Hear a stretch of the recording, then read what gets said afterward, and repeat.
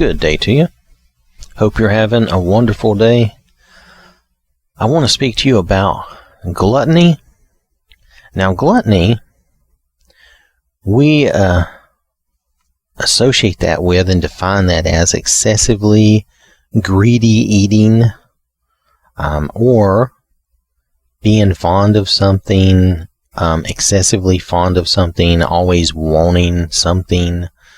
Gluttony to the point of where it's excessive. It's, you're overindulging, you're wasteful.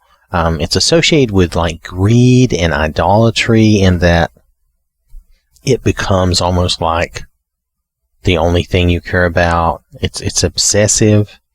And again, it's like greed. It's associated with avarice and immoderation, not being moderate. The opposite of being moderate, and doing things in moderation. So gluttony, we think of it as mainly being or having to do with food. But it's not necessarily just that. You can do anything to excess. You can do anything, you can be obsessed about anything and basically be a glutton for that thing. Now, we all probably find this in different ways. I've found that there are things, sometimes I have an interest in something and I want to do that. Maybe it's play a certain game or study a certain thing, or I want to learn about something, how to do something. And I can do that to excess and kind of block out everything else while I'm doing that. And I don't necessarily mean to, but I get caught up in whatever that hobby or interest is. And it can be anything. It can be TV. It can be any number of interests. You can even, as good as reading is for you, you can take it too far where you're so obsessed with reading that you're just reading things to avoid everybody else, and you're just totally absorbed into that. So gluttony is really, it's when you're excessively doing anything, obsessed with something, wanting it all the time, you have to have it. And we associate that mainly with food and that type of greedy eating where you're just eating to extreme excess, and it's just wasteful because, of course, we know what happens if you just overeat. That a lot of that just goes to waste. So I want to look at some verses here.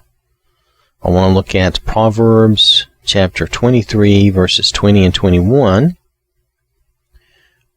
And this says, "Do not associate with heavy drinkers of wine or with gluttonous eaters of meat, for the heavy drinker and the glutton will come to poverty, and the drowsiness of overindulgence will clothe one with rags." If you think about it, if you're obsessed with these things, and let's just for now, we'll go with the heavy drinker of wine and the gluttonous eater, to where those are the only things you care about, and that's what you spend your time seeking and getting, and that's all you do. It's kind of like the weekend partiers, if that's what they live for and that's all they do. Then yeah, you're gonna seek these things like an alcoholic will seek alcohol to excess, and they will do it obsessively, and it can cost them their job and their livelihood, and the same with overindulging in other things, even food. It will kind of, if you think about it, when you overeat, it kind of makes you drowsy sometimes and you want a nap. Well, just think about if you're always doing that, how you're always going to be kind of sluggish, and you're always going to be overfull, and you're always going to be uncomfortable. And yet, in your spirit and in your heart, this doesn't help you in any way there. It's just you're still going to be empty if that's what you're chasing after, if that's your idol. So, if we're spending all our time obsessed with these things and chasing these things, it's, and I'm going to apply it not to just food, because certainly food would be an issue if you're just simply chasing food all the time and and that's all you obsess about. But what if it's any number of things? It can be a hobby. Like I said, it can be TV, it could be movies, it could be all kinds of things you can obsess about and get caught up in. And you're really putting that, whatever that is that you're wanting to be a glutton for, or you're a glutton of, that you just really, you want it. You want to sit and do that all the time, all day. That's all you want to do. You don't want to spend time with your family. You don't want to spend time in the Word. You're really making that, whether you intend to or not. And I realize most people would fall into this type of thing accidentally. It would start out small, and it would be an accident. It would not be on purpose. We don't set out to do these types of things. But sometimes we get caught up like that, in all these different interests and activities. Maybe your activities is sports. You really love sports. You like to watch sports. You enjoy sports. And notice that there's really nothing wrong with the activities I'm mentioning. There's nothing wrong with eating. There's nothing wrong with with drinking beverages. Alcohol is purely, that's, to me, living here, alcohol is not a necessity in any way for me. So, for me, I just avoid it. But, a little bit here or there would not be a big deal. But if you're drinking a lot, or if you're drinking all the time or on a very regular basis, then that could be an issue, definitely. And it's something to, to be wary of. And if you're drinking to excess, that's definitely wrong. You're overdoing it. There's no need for that. That's not going to be good for you. So that's never good.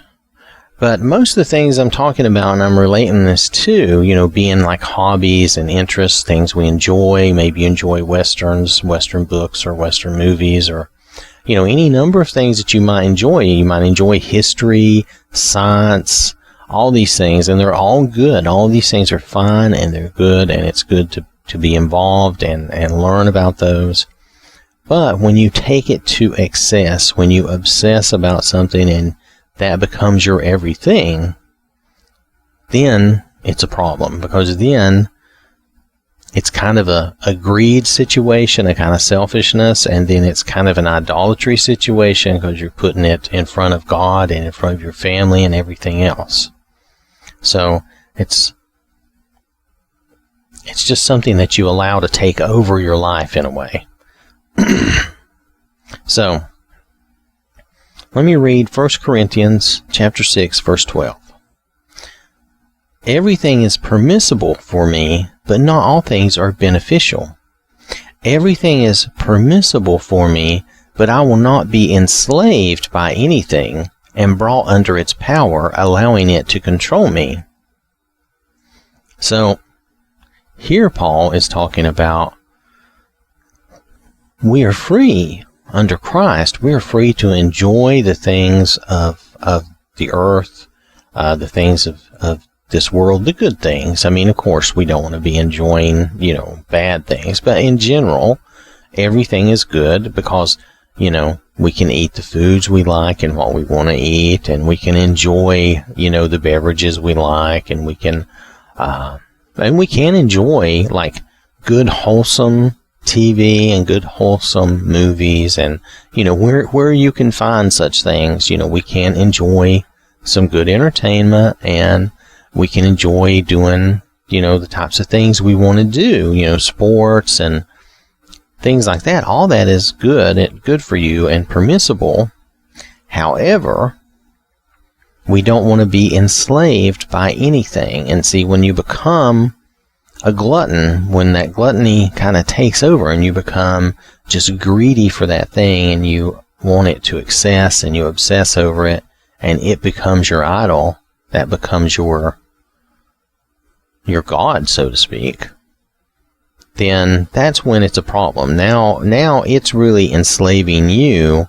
Instead of you just enjoying something, like if you just enjoy sports, but then you get to where you have to watch everything all the time, and you can never not have sports on, and You don't go to church because you're watching sports, or, you're just putting everything behind it. You're not spending time with your family.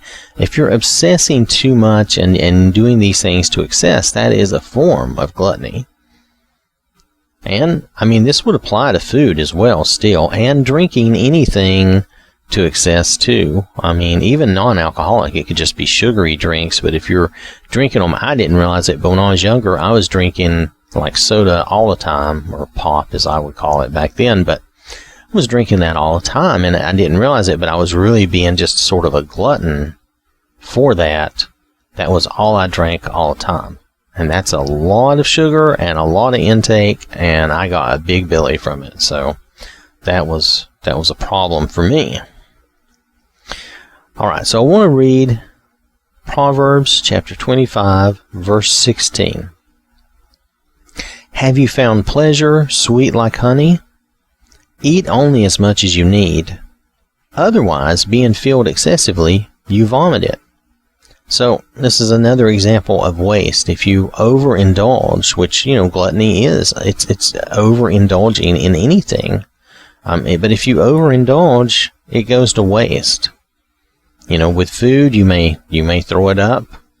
You can eat till you throw up. Unfortunately, that's gross, but okay, that's true. You can eat till you vomit. And then with other things, you can just do these things. You can get obsessed with, let's say you get obsessed with a video game. Now, not that you can't enjoy a good, decent video game, but you get obsessed with it. You put it in front of everything else, and you do it all the time. That can be a problem. If you're and then you can put other things in front of this. But if you're putting things in front of your work and in front of your family, and, you can easily cause you a lot of trouble. I know it's not necessarily going to make you vomit, but it's still going to cause you there's going to be bad repercussions is the idea. And all this time is going to end up being wasteful. In a way, now some entertainment is fine, don't get me wrong, because it's time that you could have spent doing something more profitable, even if it's just with your family, which is great. Family time is very profitable for everyone involved. And then there's time spent with the Lord and studying the Word, and we know that's profitable, extremely so, and that's a big deal. So, we don't want to be wasteful. We want to take out of this world. You'll notice here it says, take what you need, or just eat what you need. Well, in this world, we want to just take what we need. People talk about, conservation. Is that the right way to put this under? Where we shouldn't overuse or overdo. We shouldn't be so extravagant that we're hurting the planet, etc., etc. Now, I agree with that when you think about it from the biblical standpoint of we should just be using what we need. We should just be taking, a certain amount. We don't need to take everything in the world. Like, I don't need to gather up, let's say I love bananas. I don't need to gather up all the bananas in the world so that nobody else has any. That just would be rude. That would just be wrong. Instead, I should just take what I need and let others have that and sharing that. It's a blessing from God. All these things that we enjoy like that, those are blessings from God. So, we don't want to take more than what we need and be greedy and that's where I say it sometimes it gets into self-idolatry, because all we care about is ourselves when we're taking everything and we're being greedy in the way we take things. It's a form of self-idolatry. Now I want to read another verse for you. This is back in 1 Corinthians again. This is chapter 9, verse 25. Now every athlete who goes into training competes in the games Now every athlete who goes into training and competes in the games is disciplined and exercises self-control in all things. They do it to win a crown that withers, but we do it to receive an imperishable crown that cannot wither. Now, What Paul is alluding to here is that athletes, they go into training and they discipline themselves. And maybe they don't eat certain foods because it doesn't help them. They just eat certain things, and then they train and they make their, they shape their bodies through this training, maybe through weightlifting or running, and their body, they discipline and train. But it's self-control. They don't let themselves just have everything they want, like, a really good, let me think of this, marathon runner. A really good marathon runner is not going to be smoking cigarettes and eating coconut cake all day. They're going to be taking care of themselves. They're going to be making sure that they're in good shape, and they're going to be running. It's discipline. It's self-control. They're going to eat good foods, healthy foods with some protein. They are going to have some carbs because they're going to be running that marathon. So I don't know how they figure that out, but they do. And they'll have a decent, they'll eat a decent amount like the day before. But I think a lot of them, the day of the race, they either have something very light or maybe they don't even eat. Now, I'm not a marathon runner, but if I remember right, it's something like that. You don't want to be overly indulged because, running that long, you could easily, get sick. But that's just one example. I mean, weightlifters do a lot of protein. They do a lot of, bodybuilding type of things. So, again, they're not just going to sit around and have, something, like I said, coconut cake. That's because I like coconut cake. But you could like anything. It doesn't matter. It could be chocolate cake or pie or whatever. But nonetheless, they don't sit around and just indulge in those things. And athletes try not to overeat because overeat, they know, just goes to fat, which is going to create an issue for them. Well, it goes to fat and it goes to more waste, but we don't have to talk about all that and be gross. But nonetheless, Paul is telling us, hey, self-control is the way to go. We have to exercise self-control in all things. We have to be disciplined. We have to train ourselves. Now, we can resist these obsessions and these, you could even call it a compulsion sometimes, once you get kind of hooked on something and addicted to doing it. Now, it's not a true addiction like a physical bodily addiction, like some drugs will physically addict you. But we get in the habit of doing it. We become obsessive about it. We think about it too much. We want it all the time, that type of thing. And now that can be, when I say it can be any number of things. It could be any interest, like I mentioned, sports or all kinds of things. It could be, well, it just could be anything. Can even be good things, a lot of good things, a lot of permissible things. Because like we say, everything is permissible, but is it beneficial, and are we overdoing it? Are we going too far? So we want to make sure that we're not going too far with that. And then we want to make sure, again, that we're only taking and only using, because we're only taking what we can use and what we need for this life, for us and our family.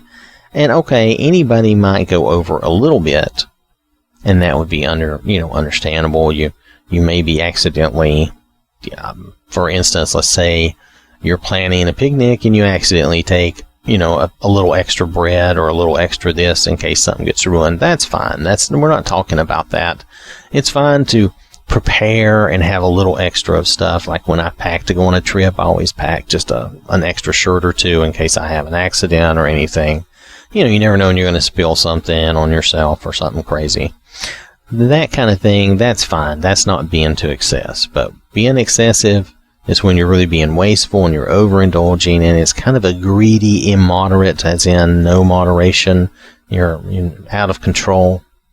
So I want to close. I want us to look at something that we may not always think of and associate with this, but I think it applies.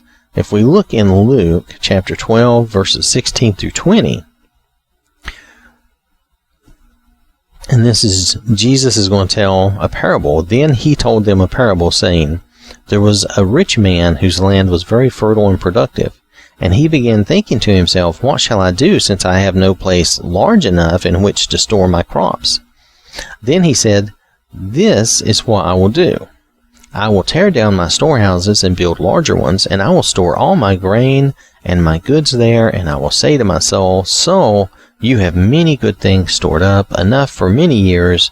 Rest and relax, eat, drink, and be merry. Celebrate continually. But God said to him, You fool, this very night your soul is required of you, and now who will own all the things you have prepared? And, this is not good. This is kind of like what we're talking about with gluttony. I think hoarding goes along with that, and this is someone who's hoarding something up. They're being greedy and selfish, and they're hoarding it up for themselves. Even though they can't use it, they're just hoarding it up. If you've ever seen someone, now, don't get me wrong, it's okay to have collections of things. People do have little collections of things, and that's fun, and I understand that. But if you've ever seen someone who's overly obsessive and really goes overboard with something like that, and then it permeates everything in their life, and their entire house is nothing but whatever that collection is. Now, for some, it depends on how they do it. For some, it's just a form of like entertainment, and it's fun, and I get that. But I think for some, it is an obsessive, excessive thing where that ends up taking up their whole life and their whole world. That becomes everything they do, everything they take care of. I know, because I used to be a collector of comic books. I loved comic books, and I enjoyed them so much. And I had a huge collection, over 16,000 comic books. That became such a chore to take care of and everything.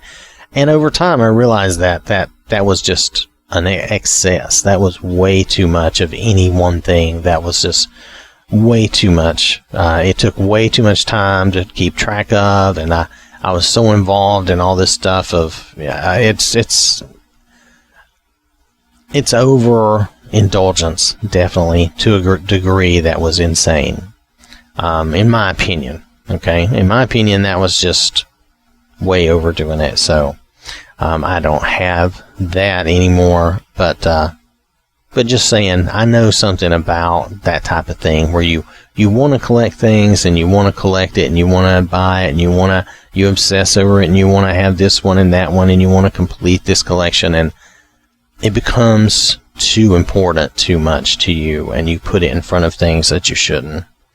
And that's not good. So in verse 21 here, if you see right past verse 20, so it is for the one who continues to store up and hoard possessions for himself and is not rich in his relationship toward God.